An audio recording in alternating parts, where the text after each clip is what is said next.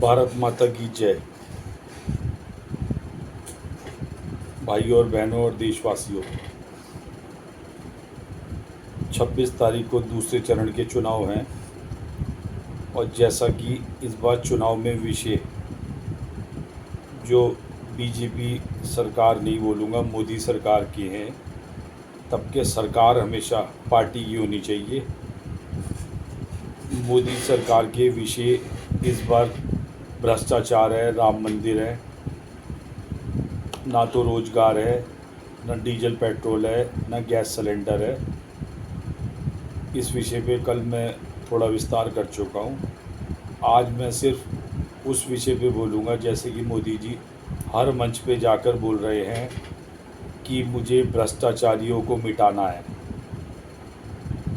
मुझे इस बात का बहुत दुख होता है कि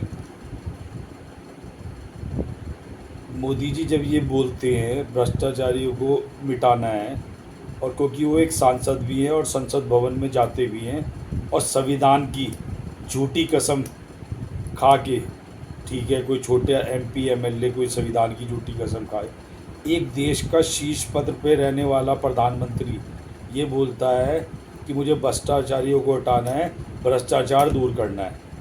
तो इस विषय में एक संक्षिप्त में मैं चीज़ बताना चाहूँगा कि भ्रष्टाचार कांग्रेस के टाइम में था, इनका बोलना है समाजवादी में था, बसपा में था, या तमाम पार्टियों में था।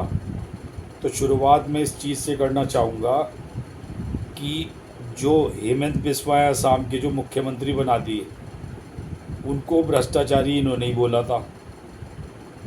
और महाराष्ट्र में जो अजीत पवार हैं, उनको चक्की पीसी इन्होंने बोला था, भ्रष्टाचार के आरोप लगाए।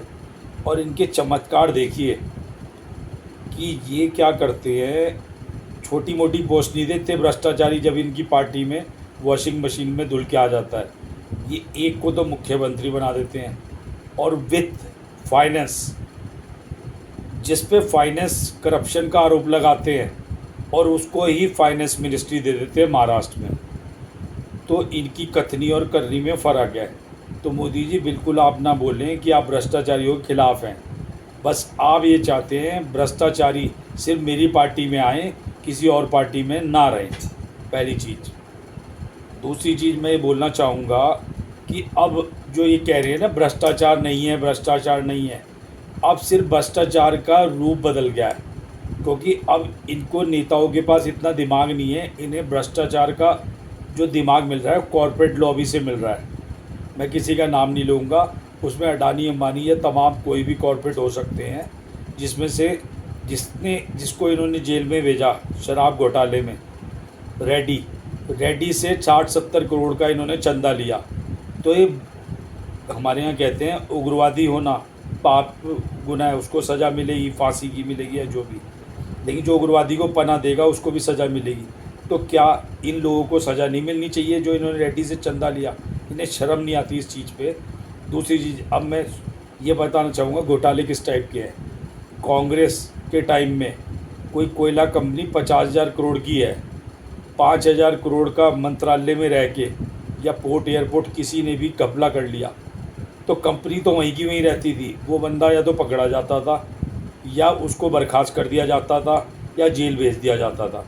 अब घोटाले का रूप ये हो गया है अंदर ही अंदर। दोस्तों मित्रों बड़े ध्यान से सुनना कि जो 50,000 करोड़ की कंपनी है और उसमें 2 लाख 3 लाख 5 लाख एम्प्लॉई हैं, ये क्या करते हैं, उसको औने पौने दाम में 20,000 25,000 15,000 में, जैसा कि मैंने सुना है, उसको बेच देते हैं कॉर्पोरेट को, अडानी को, अंबानी को, या जिसको भी। फिर उससे दूसरे एंड से पार्टी फंड में या किसी भी तरह उससे चंदा ले लेते हैं। तो फिर जब इनसे प्रश्न किया जाता है कि बताइए आपने कंपनी बेच दी, कहते हैं अडानी क्या भारत का नहीं है, अंबानी क्या भारत का नहीं है? भैया देश की नवरत्न कंपनी जो हमारे टैक्स के पैसों से बनी है, उसको आप कैसे बेच सकते हैं? क्या मोदी जी के घर की प्रॉपर्टी है या अमित शाह जी के घर की प्रॉपर्टी है? आपको बहुमत इसलिए दिया था कि देश की आप नवरत्न कंपनी बेचें। और जो अडानी जो 2 लाख जॉब हैं वो 25-50 हज़ार को जॉब देता है, प्राइवेटाइजेशन का आपको पता है, क्या सोशल सिक्योरिटी है, कभी भी जॉब से निकाल देते हैं। और दूसरी चीज़ मैं ये कहना चाहूँगा, उसमें जिसकी सैलरी 1 लाख है उसकी 50,000 हो जाती है, जिसकी 50,000 है 25,000, और स्ट्रेस की नौकरी दे देते हैं। तो मेरा यही कहना है, घोटालों का रूप बदल गया है। मतलब आप मुझे एक बात बताइए, जब किसी पुत्र की 4 भाइयों में शादी हो जाती है तो कोई किसी भाई की एक लिमिटेड मदद करता है, या पिता अपने बच्चों की मदद करता है? लिमिटेड ही करता है ना। तो ये अडानी अंबानी को क्या फ्री में पोर्ट एयरपोर्ट दे रहे हैं, रेलवे दे रहे हैं? तो ये सोचने लायक विषय हैं। घोटालों के रूप बदल गए हैं, घोटाले आज भी हो रहे हैं। और अगर ये कह रहे हैं देश विकसित हो रहा है, इन्होंने कितने तो जीएसटी टैक्स लगा दिए। एक गरीब रिक्शा टांगे वाले से भी इनडायरेक्ट टैक्स ले रहे हैं, जब वो पेस्ट करता है ना तो इनको टैक्स देता है। तो इतना 28% 18% जीएसटी कलेक्शन हो रहा है। कितने गैंगस्टर की इन्होंने प्रॉपर्टी जब्त कर दी, अतीक अहमद या मुख्तार अंसारी या वॉटेवर कोई भी हो। तो मुझे ये बताइए, वो टैक्स का पैसा जा कहाँ रहा है?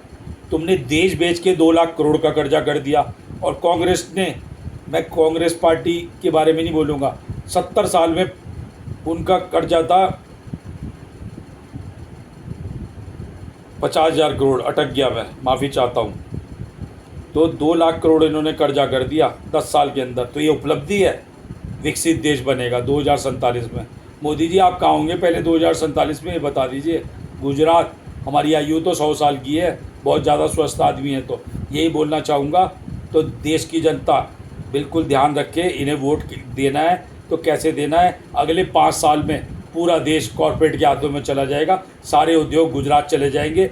नॉर्थ के चाहे बीजेपी वाले लीडर हो, तुम्हारे हाथ में तुम्हारे बच्चों को जॉब्स नहीं मिलेंगे, यही मेरा कहना है। ठेकेदारी सिस्टम शुरू हो जाएगा, प्राइवेट जॉब्स में भी टारगेटेड हो जाएंगे। स्ट्रेस, शुगर, बीमारी, सबसे आप परेशान रहेंगे। यही कहना चाहता हूँ। भारत माता की जय।